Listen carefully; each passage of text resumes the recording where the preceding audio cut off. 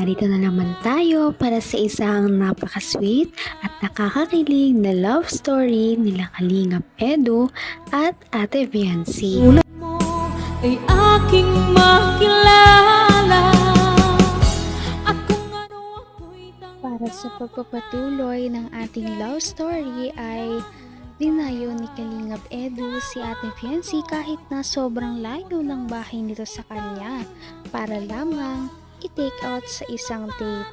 At pinaalam niya si Ate Viancy at nakakatuwa dahil pumayag din naman ang mama ni Ate Viancy na sumama siya kay Kalingap Edu.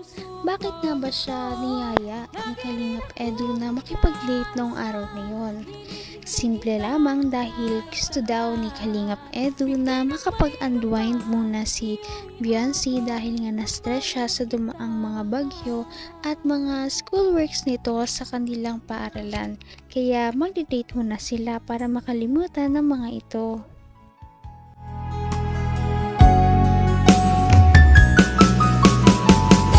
ang nais ko lang. Marami ka pang dapat gawin. Ay, wala yun. Yun pag ano na yan. Okay lang yun kahit pa mag-ganon ako. May oras ako para sa'yo. Saka kung hindi naman talaga kaya, pwede ko namang itigil yung ginagawa ko eh. Alam mo yun. Isa pa. Nangako naman ako sa'yo, di ba? Tanda mo pa? Nahihintayin kita.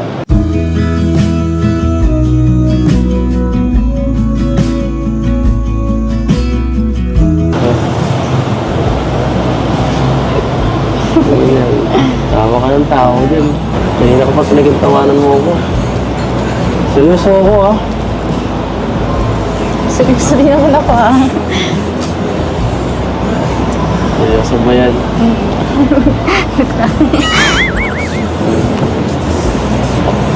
Sige. Okay. Kung kasama kasi kita, hindi ko napipigilan ngumiti. Ano mo? Mukha ako nakakatawa, ganun. Pambihira. So mga sinasabi mo kasi hindi ko alam kung bola o totoo. Grabe naman ito. Wala na akong oras pang bubula. Alam mo. Ito nga, tumingin ka nga dito. Alam mo. Matanda na ako eh. Wala na akong oras dyan pang bubula. Limited na nga oras ko. Nasayangin ko pang oras ko. Gusto ko. Seryoso na. Totohanan na. O bakit ikaw?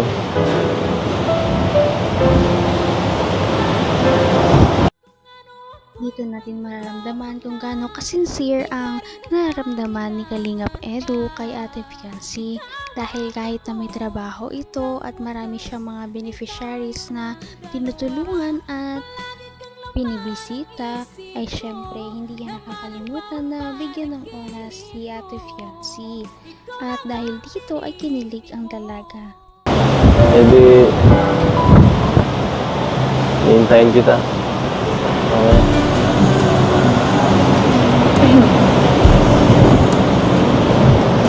Sa'yo naman yun. Sige. Sabi mo eh. Pero... Sana naman. Bigyan mo ako kahit konting sign para... Mas tumibay naman yung loob ko eh. Kasi minsan... Nakakapanghina eh. Ito, hindi ko na iiwasan eh. Pigit ka. Pipit? Pigit ka.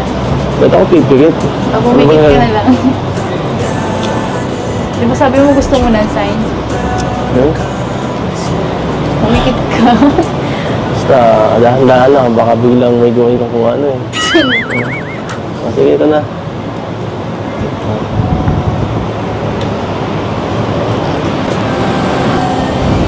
Anong gagawin mo?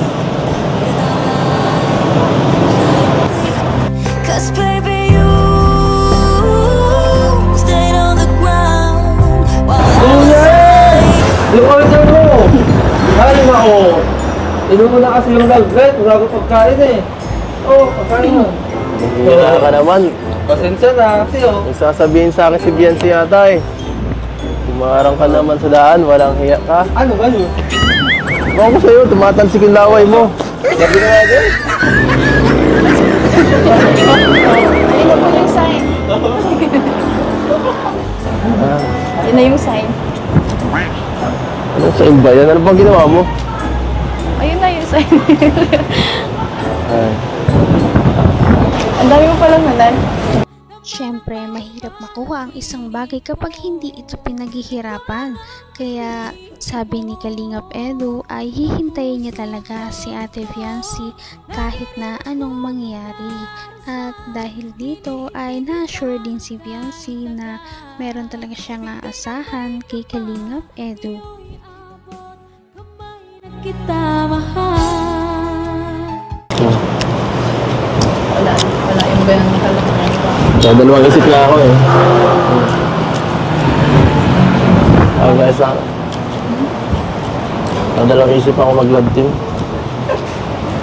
Masyado na ako nasaktan eh. Ilang ulit na eh. Baka umusa ka pa eh. Okay. Yun lang. Alam ko naman eh. Na kabita ako lumuman mo. Sa ano lang yun. Para maging tawag dito. Sobrang swerte ko sa kaya ako na ano sa'yo. Nabibiyaan ng mga kung ano-ano. Swerte po ako sa'yo. Talaga. Basta. Pag dumating yung punto na sawa ka na sa akin, tapos tumingin ka nga dito. Tumingin ka na sa akin. Kasi seryoso itong sasabihin ko eh. Yun nga, kapag dumating yung araw na sawa ka na sa akin, yan, tapos hinahanap kang iba, ayaw mo na magpa-love team. Okay lang, matatanggap ko yun. Okay. Basta hanggang dyan ka pa. Nagawin ko yung ano ko. Lahat ng effort, lahat ng kaya ko. Seryoso mo naman. Siyempre, ayoko naman yung ano. Nakakabigla ang mga sasabihin ni Kalingap Edu dahil ngayon lamang siya parang naging sobrang seryoso sa isang bagay kapag nag-uusap. At ano kaya ang kanyang mga iba pang sasabihin? Dito kasi ay malalaman niya si Fiancy kung ano talaga kanyang tunay na nararamdaman. At ito na nga ang revelasyon na sasabihin ni Kalingap Edu. Abot kamay na kita. Para maging tawag dito. Sobrang swerte ko sa'yo. Kaya ako ano sa'yo. Nabibiyaan ng mga kung ano-ano. Swerte po ako sa'yo. Talaga. Basta. Pag dumating yung punto na sawa ka na sa akin, tapos tumingin ka nga dito. Tumingin ka na sa akin. Kasi seryoso itong sasabihin ko eh. Yun nga, kapag dumating yung araw na sawa ka na sa akin, yan, tapos hinahanap kang iba, ayaw mo na magpa-love team. Okay lang, matatanggap ko yun. Okay. Basta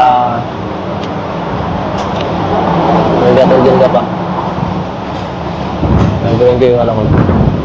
Lahat ng effort, lahat ng kaya ko.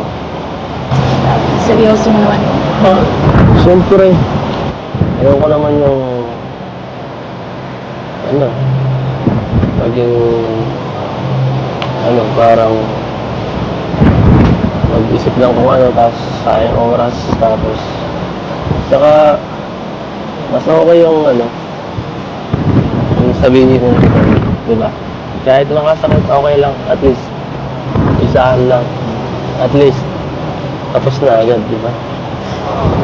Kaya, pag nakahanap ka ng ibang kalabting dyan sa Kalingap mo, yung si Arjun, huwag naman sana. Sabi ka lang kung gusto mong kapalitan.